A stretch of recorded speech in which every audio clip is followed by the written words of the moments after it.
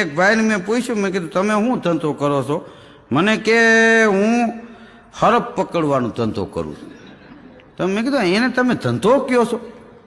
તો મને કે ધંધો ને શું, રોજ કે 1200 રૂપિયા કમાવું છું. કેવી રીતે? મને કે ફોન ચાલુ હોય મારો, ગમે ત્યાં હરફ નીકળે, મને ફોન આવે એટલે હું જાઉં અને કહું કે 250 રૂપિયા થાય. એ એમ કે 200 આપી તો ન પકડું, તો 250 આપે એટલે લઈ લઉં, હરફ પકડી લઉં, ત્રીજી શેરીમાં મૂકું. હોટલે હજી ચા આમ 2 ફૂંક મારીને 2 ઘૂંટડા મારો ને ત્યાં ટીનિંગ ટીનિંગ થાય એટલે ખબર હોય કે દાદો પૂગ્યો.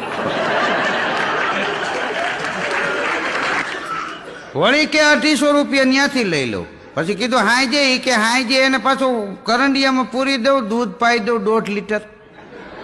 વળી સવારે 10:30 ધંધો ચાલુ.